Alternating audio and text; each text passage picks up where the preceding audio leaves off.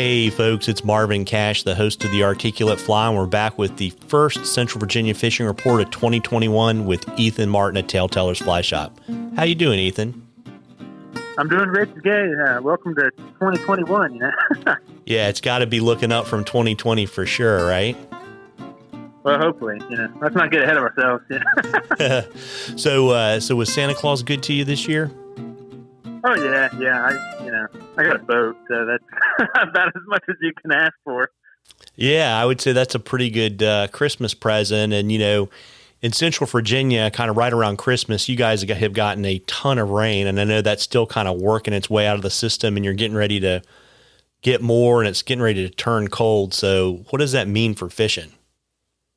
It's pretty much, it hasn't shut down, but it's slowed down on our bigger rivers for sure, because everything has, gotten cold. I took a stream tent last week, and our river temp, the James in downtown, was low 40s, and it was 43 degrees.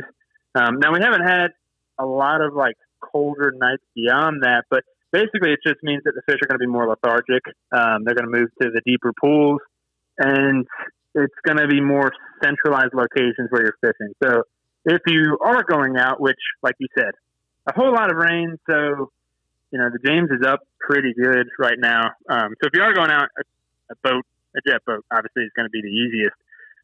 But if you do end up floating it out of a raft, you're probably going to be focusing on the holes, the deepest holes that you can come across. And the fish aren't going to be very spread out. So you are going to be floating over quite a bit of dead water if you do end up going out.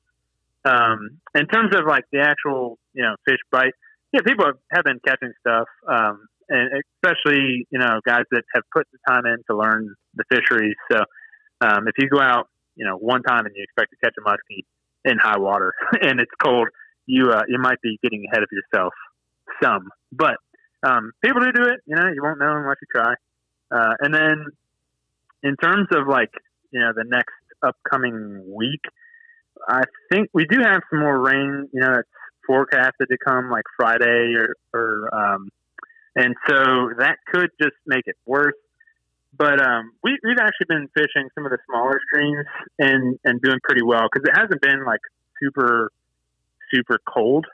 So our smaller streams are the ones that are in the mountains. Haven't been frozen over, which they rarely freeze over here. And that keeps it pretty fun. Actually, yesterday, my dad and I went out and I caught 3 brook trout on dry flies, and then quite a few more on nymphs. And so it's one of those things that we might not be able to go to some of the bigger rivers, but the small streams are still fishing well. And actually, yesterday we caught some of the biggest brook trout that I've caught, especially on the stream that we were on, which is not a very big stream. But yeah, one of the first ones my dad caught was 10 inches. So that was a monster brook trout, and that was on a nymph. And it was actually pretty early in the day, which I usually tell people through the winter, just you don't have to get out at 7 in the morning because it takes a little bit for the brook trout to wake up. Which was true yesterday because it does get warmer as the day progresses, obviously. So, but we started at about 8:50ish, 9ish, sometime around there.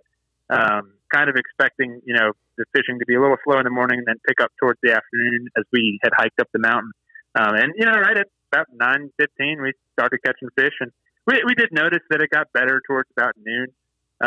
But it's one of those things. You go out and we were fishing a dry dropper, and we somehow made a meet. So I'd recommend it.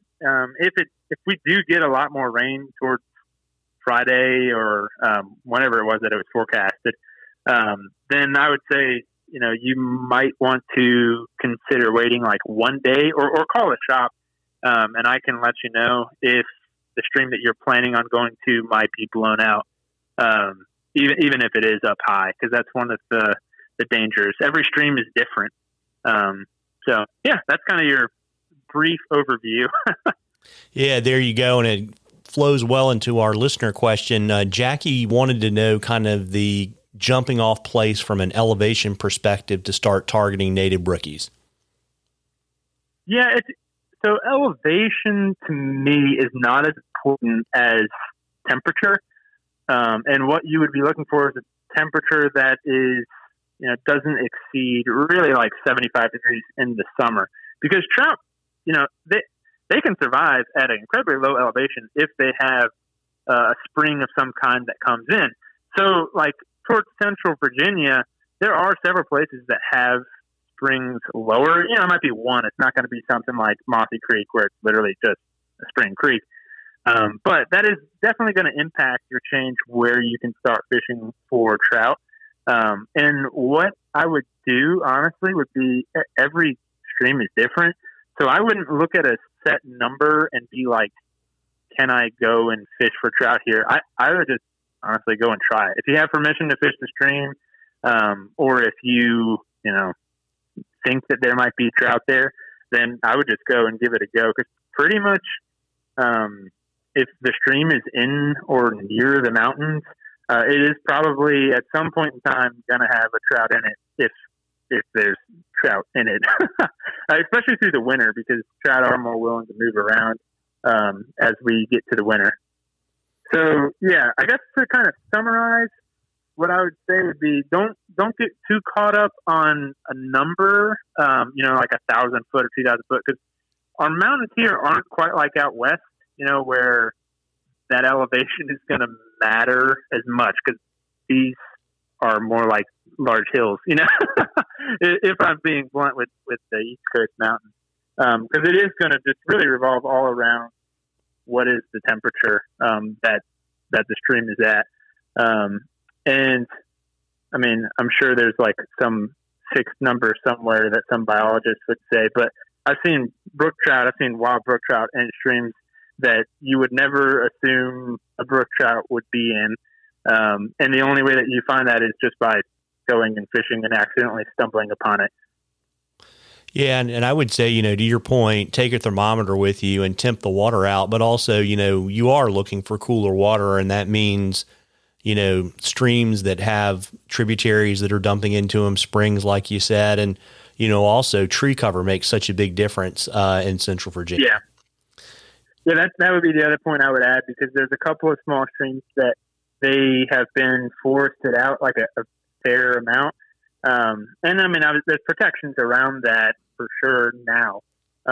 But if it is a lower elevation stream, so like, for example, my parents live in kind of like a farmland area down here in Central Virginia. And, there was a stream I'd always kind of wondered, like, I wonder if a trout could survive there. Well, then last year they just basically harvested all of the trees that were all around there. So your answer now would undeniably be no, a trout's not going to survive in that, because they have cut everything down. And there's a couple other spots I can think of over towards like Big Island where you might wonder, could a trout live there? Like, would temperature be okay? But because it's been converted into farmland, I don't think that they would be able to survive through the summer, because the temperature of the stream would just get more hot than what a typical trout can survive. Yeah, absolutely. And folks, we love questions on the articulate fly. You can email them to us. You can send them to us on our Facebook, our Instagram page. If we use your question, I'll send you some articulate fly swag, and then you're going to get into something cool from the shop. And we're actually going to draw for the 2020 season on the next episode. And Ethan, why don't you tell folks what we're going to be drawing for? Yeah, so this year we're going to draw for a TaleTellers Fly Shop shirt in blue. That's what we've got right now. And then we are also going to give a $100 gift card. Yeah, very cool. Someone's going to be very, very happy next week. Oh, yeah, hopefully. For sure. And listen, before I let you hop, why don't you let folks know where the shop is and how they can find you and all that kind of good stuff? Yeah, so we're in downtown Lynchburg, and we are on Commerce Street, if you're familiar with downtown Lynchburg. So not too far from the James. There's also a fair amount of smaller streams that you can come and fish. And then if you can't make it to the shop, then most of our products are online as well at TaleTellersVA.com, which is TaleTellers Virginia, just the abbreviation for Virginia.com. And if you have a question about something or just fishing conditions, you can always call the shop as well. And our phone number is found on our website. That's probably the easiest way. Same thing with email. If you prefer to email questions, you just scroll to the bottom of the page, bottom left, it says contact TaleTellers.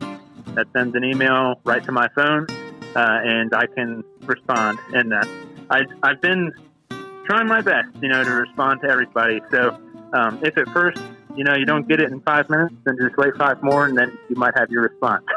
Or I'll call you back. Yeah, there you go. And, listen, folks, Happy New Year. Happy New Year, Ethan. Yeah, you too. Tight lines, everybody. Tight lines.